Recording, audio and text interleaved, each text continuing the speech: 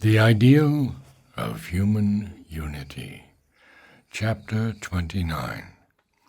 The Idea of a League of Nations. The only means that readily suggests itself by which a necessary group freedom can be preserved, and yet the unification of the human race achieved, is to strive not towards a closely organized world state, but towards a free, elastic, and progressive world union. If this is to be done, we shall have to discourage the almost inevitable tendency which must lead any unification by political, economic, and administrative means. In a word, by the force of machinery, to follow the analogy of the evolution of the nation-state. And we shall have to encourage and revive that force of idealistic nationalism, which before the war seemed on the point of being crushed, on the one side, under the weight of the increasing world empires of England, Russia, Germany, and France, on the other, by the progress of the opposite ideal of internationalism, with its large and devastating contempt for the narrow ideas of country and nation, and its denunciation of the evils of nationalistic patriotism. But at the same time, we shall have to find a cure for the as yet incurable separative sentiments, natural to the very idea, to which we shall have to give a renewed strength. How is all this to be done? On our side, in the attempt, we have the natural principle of compensating reactions. The law of action and reaction, valid even in physical science, is in human action, and must always depend largely on psychological forces, a more constant and pervading truth. That in life, to every pressure of active forces, there is a tendency of reaction, of opposite or variative forces, which may not immediately operate, but must eventually come into the field, or which may not act with an equal and entirely compensating force, but must act with some force of compensation, may be taken as well established.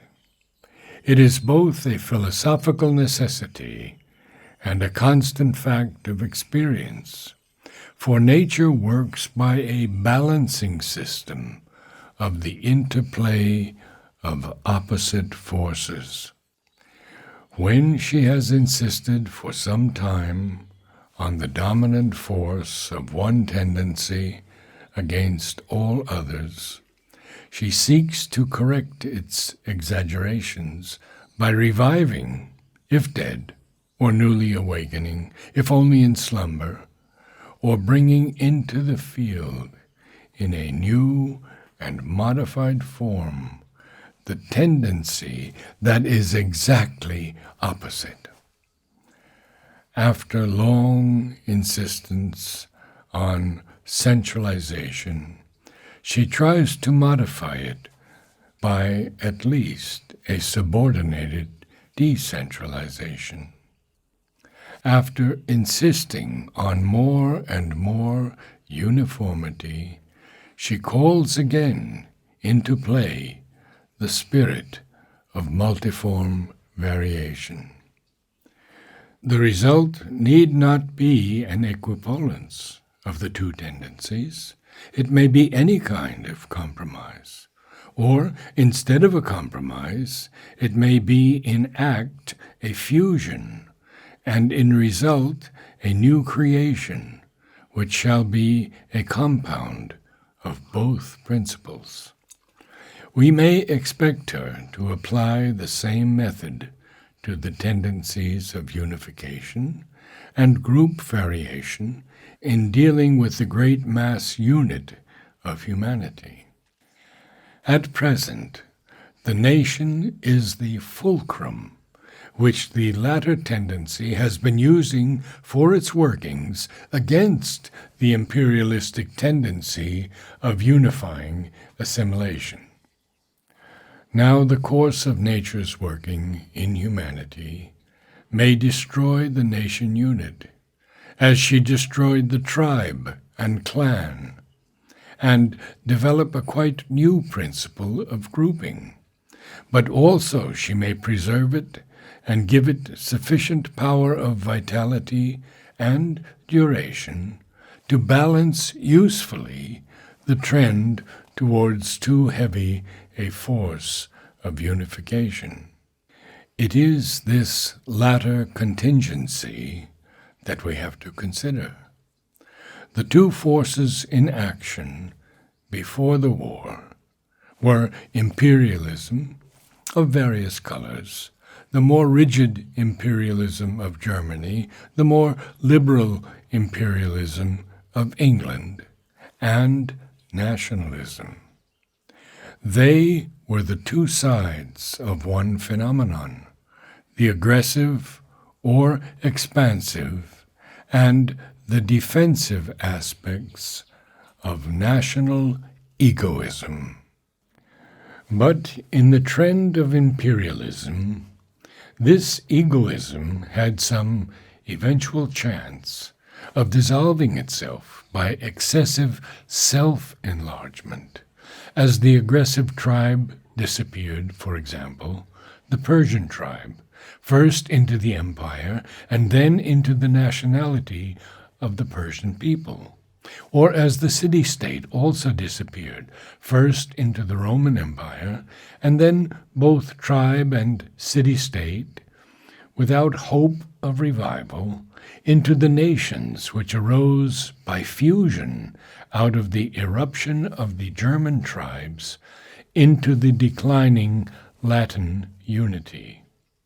In the same way, or a similar way, aggressive national imperialism, by overspreading the world, might end in destroying altogether the nation unit, as the city-state and tribe were destroyed by the aggressive expansion of a few dominant city-states and tribes. The force of defensive nationalism has reacted against this tendency, restricted it, and constantly thwarted its evolutionary aim. But before the war, the separative force of nationalism seemed doomed to impotence and final suppression in face of the tremendous power with which science, organization, and efficiency had armed the governing states of the large imperial aggregates. All the facts were pointing in one direction. Korea had disappeared into the nascent Japanese Empire on the mainland of Asia. Persian nationalism had succumbed and lay suppressed under a system of spheres of influence, which were really a veiled protectorate. And all experience shows that the beginning of a protectorate is also the beginning of the end of the protected nation. It is a euphemistic name for the first process of chewing previous to deglutition. Tibet and Siam were so weak and visibly declining that their continued immunity could not be hoped for. China had only escaped by the jealousies of the world powers and by its size, which made it an awkward morsel to swallow, let alone to digest. The partition of all Asia between 4 or 5, or at the most 6 great empires, seemed a foregone conclusion, which nothing but an unexampled international convulsion could prevent. The European conquest of northern Africa had practically been completed by the disappearance of Morocco, the confirmed English protectorate over Egypt, and the Italian hold on Tripoli. Somaliland was in a preliminary process of slow deglutition. Abyssinia, saved once by the Menelik but now torn by internal discord, was the object of a revived dream of Italian colonial empire. The Boer republics had gone under before the advancing tide of imperialistic aggression. All the rest of Africa practically was the private property of 3 great powers and 2 small ones. In Europe, no doubt, there were still a few independent nations, Balkan and Teutonic, and also 2 quite unimportant neutralized countries. But the Balkans were a constant theater of uncertainty and disturbance, and the rival national egoisms could only have ended, in case of the ejection of Turkey from Europe, either by the formation of a young, hungry, and ambitious Slav empire under the dominance of Serbia or Bulgaria, or by their disappearance into the shadow of Austria and Russia. The Teutonic states were coveted by expanding Germany, and had that power been guided by the prudently daring diplomacy of a new Bismarck, a not unlikely contingency, could William II have gone to the grave before letting loose the hounds of war, their absorption might well have been accomplished. There remained America, where imperialism had not yet arisen, but it was already emerging in the form of Rooseveltian republicanism, and the interference in Mexico, hesitating as it was, yet pointed to the inevitability of a protectorate and a final absorption of the disorderly Central American republics. The Union of South America would then have become a defensive necessity. It was only the stupendous cataclysm of the World War which interfered with the progressive march towards the division of the world into less than a dozen great empires.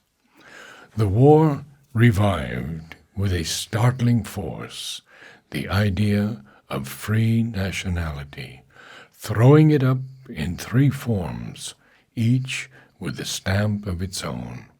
First, in opposition to the imperialistic ambitions of Germany in Europe, the Allied nations, although themselves empires, were obliged to appeal to a qualified ideal of free nationality and pose as its champions and protectors.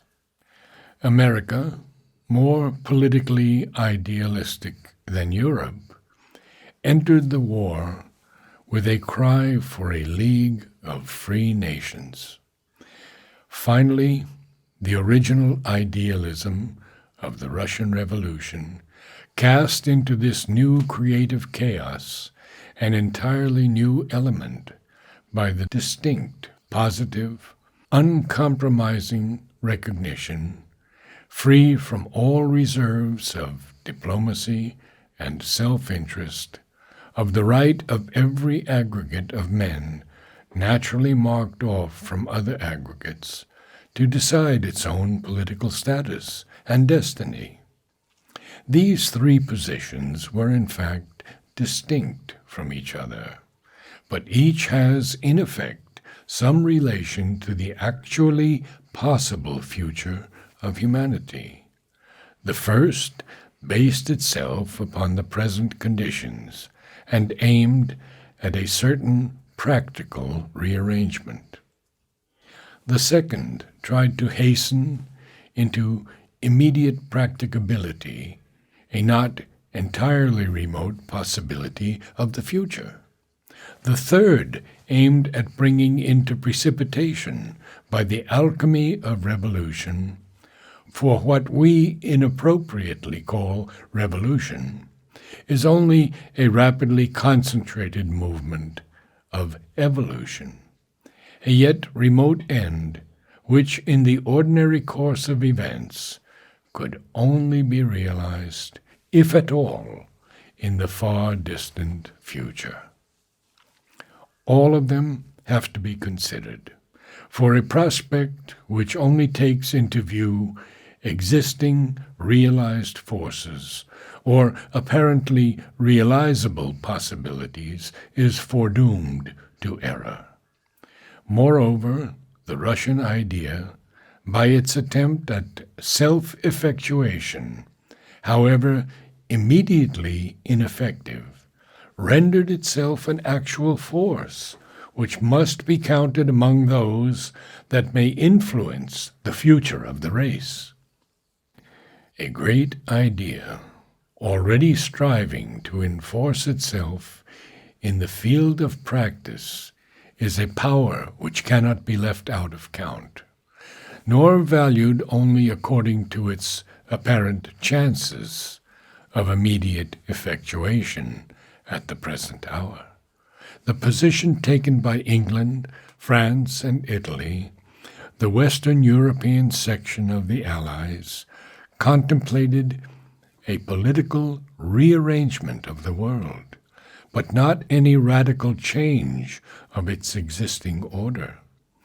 It is true that it announced the principle of free nationalities, but in international politics, which is still a play of natural forces and interests, and in which ideals are only a comparatively recent development of the human mind, principles can only prevail where and so far as they are constant with interests, or where and so far as, being hostile to interests, they are yet assisted by natural forces strong enough to overbear these interests which oppose them.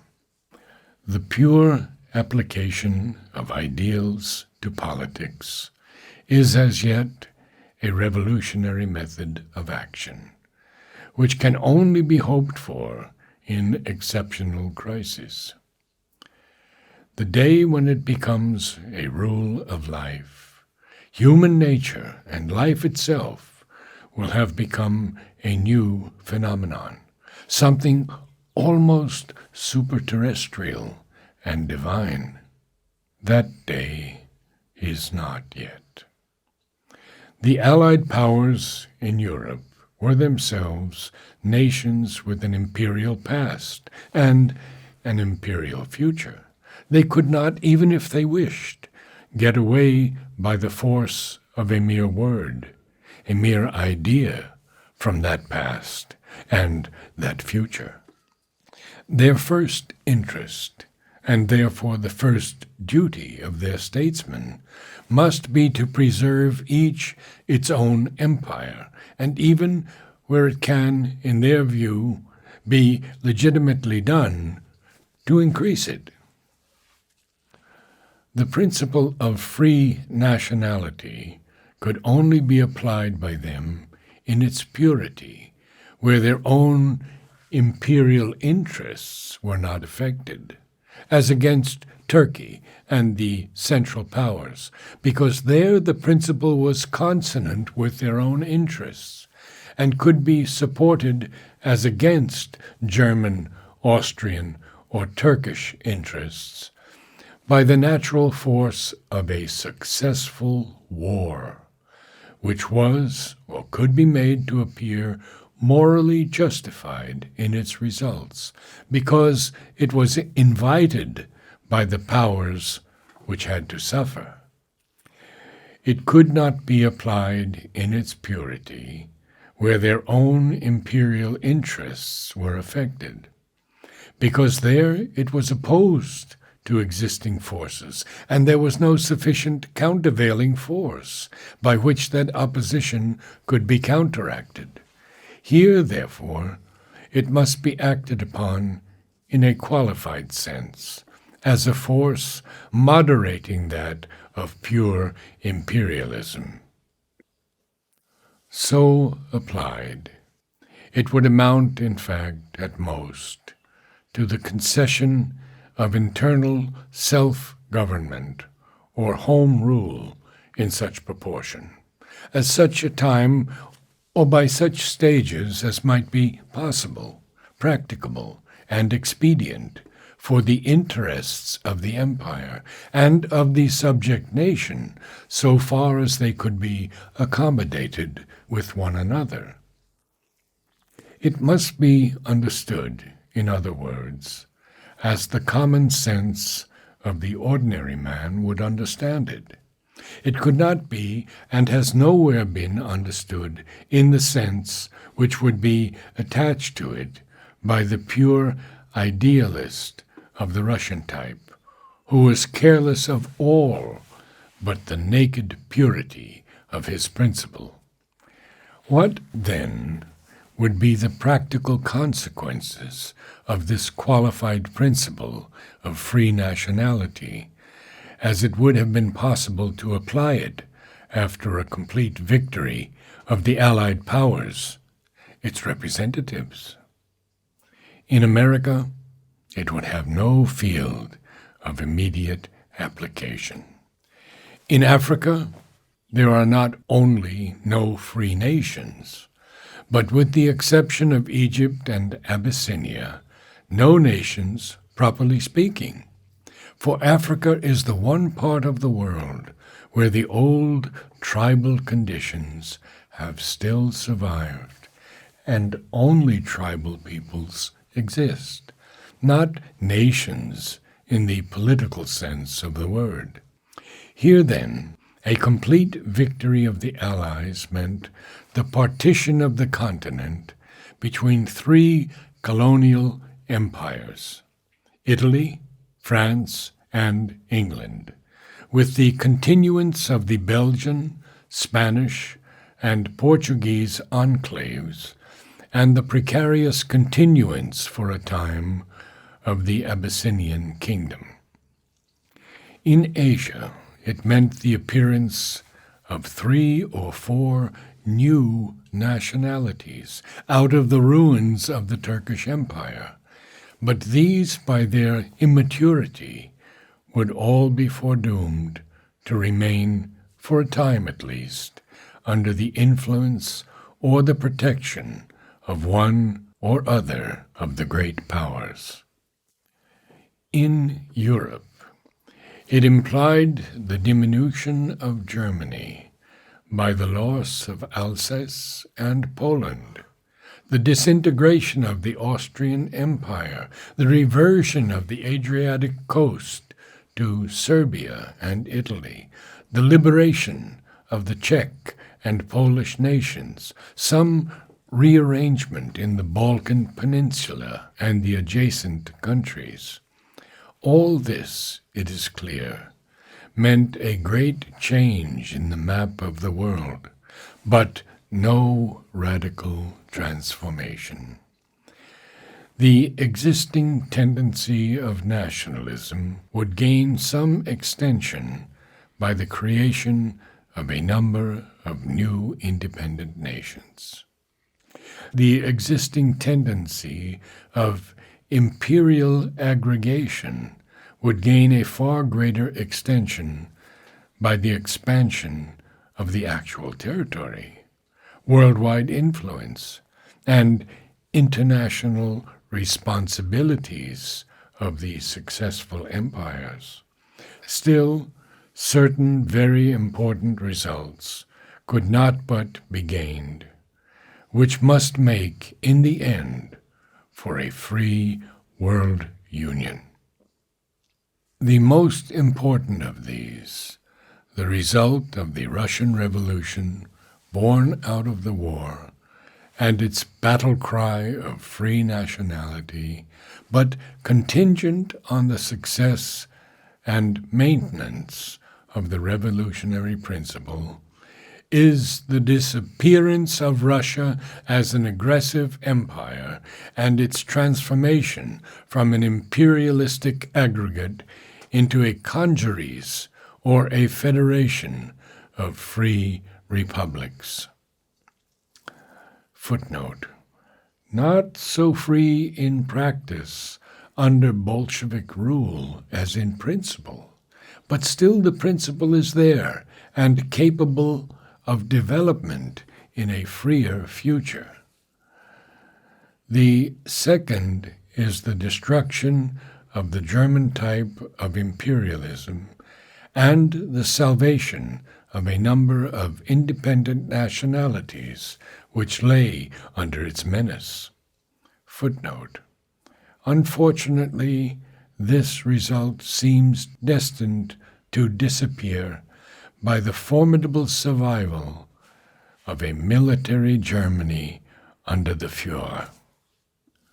The third is the multiplication of distinct nationalities with a claim to the recognition of their separate existence and legitimate voice in the affairs of the world, which makes for the strengthening of the idea of a free world union as the ultimate solution of international problems.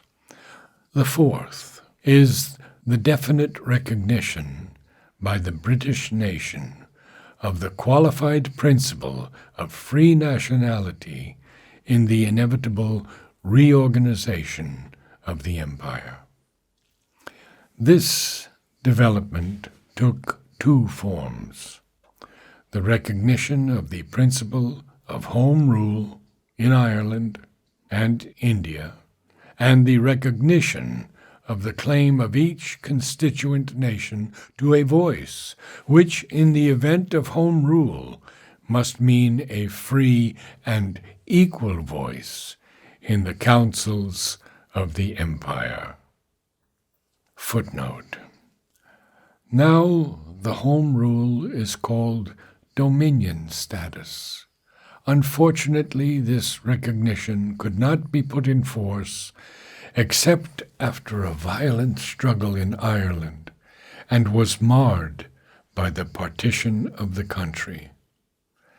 After a vehement, passive resistance in India, it came to be recognized there, but in a truncated form, shifting the full concession to a far future. In Egypt also, it was only after a struggle that freedom was given, but subject to a controlling British alliance. Still, the nationalistic principle worked in the creation of a free Iraq, the creation of Arab Kingdom and Syrian Republic, the withdrawal of imperialistic influence from Persia, and above all, in the institution of dominion status, substituting an internally free and equal position in the Commonwealth of Peoples for a dominating empire. Yet these results, however imperfect, prepared the greater fulfillments, which now we see accomplished as part of a new world of free peoples. End of footnote. Taken together, these things would mean the ultimate conversion from an empire constituted on the old principle of nationalistic imperialism, which was represented by the supreme government of one predominant nation, England, into a free and equal commonwealth of nations, managing their common affairs through a supple coordination by mutual goodwill and agreement. In other words, such a development could mean, in the end, the application, within certain limits, of precisely that principle which would underlie the Constitution on the larger scale of a free world union. Much work would have to be done, several extensions made, many counterforces overcome, before such a commonwealth could become a realized fact, but that it should have taken shape in the principle and in the germ constitutes a notable event in world history. Two questions remained for the future. What would be the effect of this experiment on the other empires, which adhere to the old principle of a dominant centralization? Probably it would have this effect, if it succeeded, that as they are faced by the growth of strong nationalistic movements, they may be led to adopt the same or a similar solution, just as they adopted from England, with modifications, her successful system of parliamentary government in the affairs of the nation. Secondly, what of the relations between these empires and the many independent, non-imperial nations or republics which would exist under the new arrangement of the world? How are they to be preserved from fresh attempts to extend the imperial idea? Or how is their existence to be correlated in the international comity with the huge and overshadowing power of the empires? It is here that the American idea of the League of Free Nations intervened and found a justification in principle. Unfortunately, it was always difficult to know what exactly this idea would mean in practice. The utterances of its original spokesman, President Wilson, were marked by a magnificent, nebulous idealism, full of inspiring ideas and phrases, but not attended by a clear and specific application. For the idea behind the head of the president, we must look for light to the past history and the traditional temperament of the American people.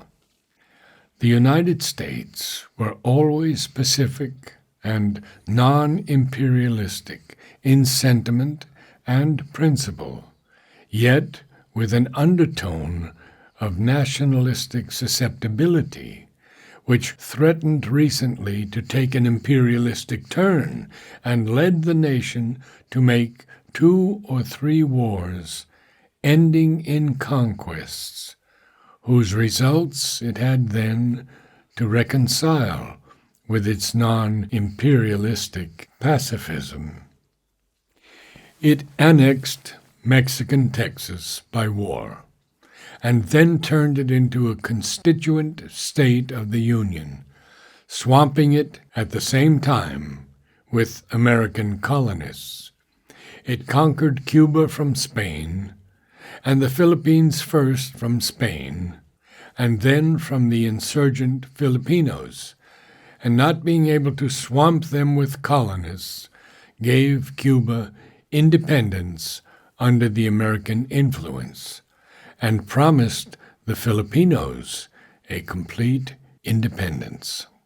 American idealism was always governed by a shrewd sense of American interests, and highest among these interests is reckoned the preservation of the American political idea and its Constitution, to which all imperialism, foreign or American, has to be regarded as a mortal peril. As a result, and as the result of its inevitable amalgamation, with that much more qualified aim of the Allied powers, a League of Nations was bound to have both an opportunist and an idealistic element. The opportunist element was bound to take in its first form the legalization of the map and political formation of the world as it emerged from the convulsion of the war. Its idealistic side, if supported by the use of the influence of America in the League, could favor the increasing application of the democratic principle in its working, and its result might be the final emergence of a United States of the world, with a democratic Congress of the nations as its governing agency. The legalization might have the good effect of minimizing the chances of war. If a real League of Nations proved practicable and succeeded, even under the best conditions, by no means a foregone conclusion. Footnote: the League was eventually formed with America outside it and as an instrument of European diplomacy, which was a bad omen for its future. End footnote. But it would have had the bad effect of tending to stereotype a state of things which must be in part artificial, irregular, anomalous, and only temporarily useful. Law is necessary for order and stability, but it becomes a conservative and hampering force unless it provides itself with an effective machinery for changing the laws as soon as circumstances and new needs make that desirable. This can only happen if a true Parliament, Congress, or Free Council of the Nations becomes an accomplished thing. Meanwhile, how is the added force for the conservation of old principles to be counteracted, and an evolution assured which will lead to the consummation desired by the democratic American ideal? America's presence and influence in such a league would not be sufficient for that purpose, for it would have at its side other influences interested in preserving the status quo, and some interested in developing the imperialist solution. Another force, another influence would be needed. Here the Russian ideal, if truly applied and made a force, could intervene and find its justification. For our purpose, it would be the most interesting and important of the three anti-imperialistic influences which nature might throw as elements into her great crucible to reshape the human earth mass for a yet unforeseen purpose.